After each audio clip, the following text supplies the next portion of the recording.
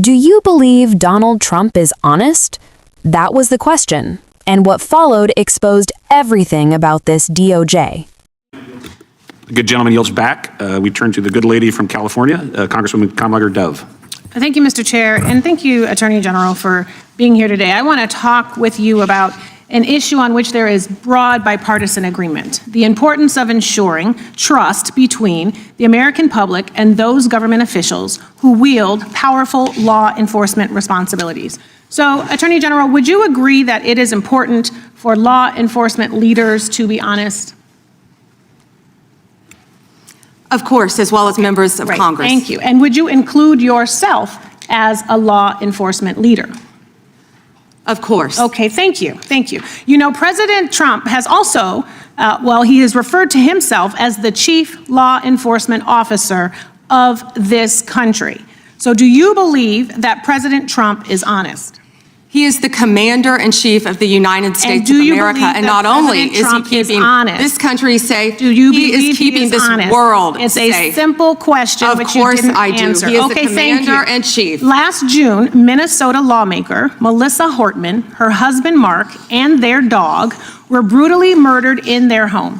And your USA's office in Minnesota investigated this crime and obtained a 6-count indictment of the murder suspect, stating that he had intent to kill, injury, harass, and intimidate Minnesota legislators. And I have the copy right here. I read through it. Yet a few weeks ago, President Trump suggested publicly that Minnesota Governor Tim Walz was behind these murders, posting on his Truth Social account a video raising this conspiracy theory. And it wasn't true. And you know it wasn't true, or else you would not have brought an indictment against the subject. Do you know what else Trump has said? He has said he has cut gas prices by 1,400%. False. That he won the 2020 election. Actually, gas is down to $1.99 a gallon, thanks to President Trump. That he didn't know Epstein. Maybe $5 in California. It's my time, Mr. Chair. That he sent water to LA during the wildfires. False.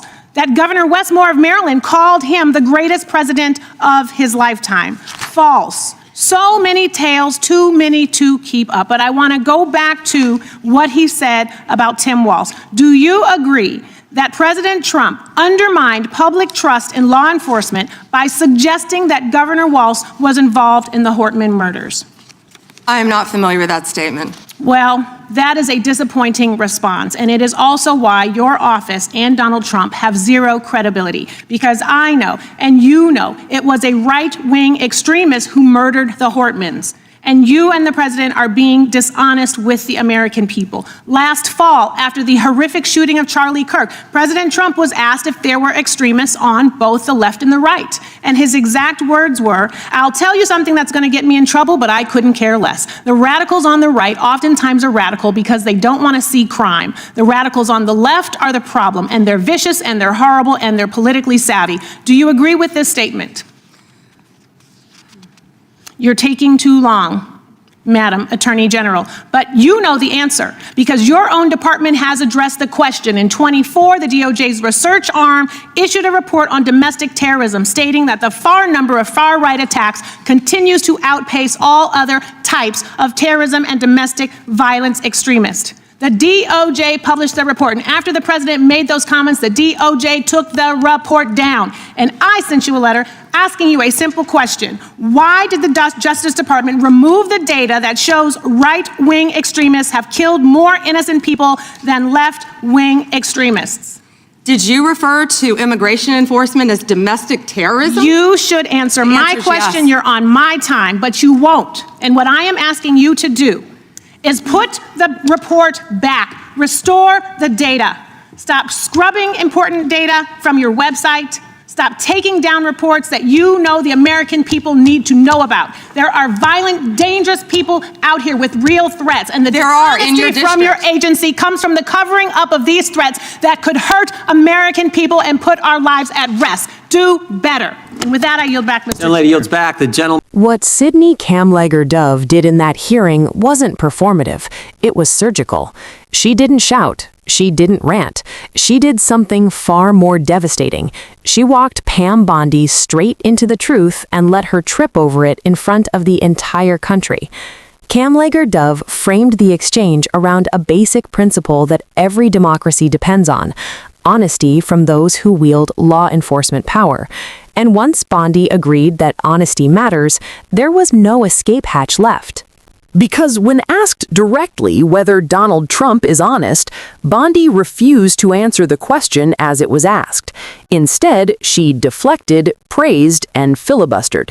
And that dodge alone told the story. From there, Kamlager Dove laid out a devastating pattern: Trump spreading conspiracy theories about the murder of Minnesota lawmakers, lying about gas prices, lying about elections, lying about Epstein, lying about governors, and lying about violence, all while the Department of Justice quietly scrubs evidence that contradicts his narrative. The most damning moment wasn't just Bondi claiming she was unfamiliar with Trump blaming Governor Tim Walz for a politically motivated murder. It was the implication that DOJ leadership either doesn't know what the president is publicly saying or doesn't care. Both options are disqualifying. When Kamlager Dove pointed out that DOJ's own data shows right-wing extremism remains the deadliest domestic terror threat, and that the report was removed after Trump's comments, the picture became unmistakable. This DOJ isn't protecting public safety, it's protecting a political storyline. This wasn't about partisanship. It was about truth versus power, about whether the justice system serves facts or serves a man. And when the Attorney General refuses to defend data, refuses to correct lies, and refuses to answer basic yes or no questions about honesty, the public's trust collapses. That's the danger Kamlager Dove exposed, not with theatrics, but with receipts, record citations, and moral clarity. If the Department of Justice cannot acknowledge reality, it cannot be trusted to enforce the law, period. And that is exactly why oversight like this matters, why these hearings matter, and why Americans cannot afford to look away. Demand transparency, demand accountability, demand a DOJ that answers to the Constitution, not to Donald Trump.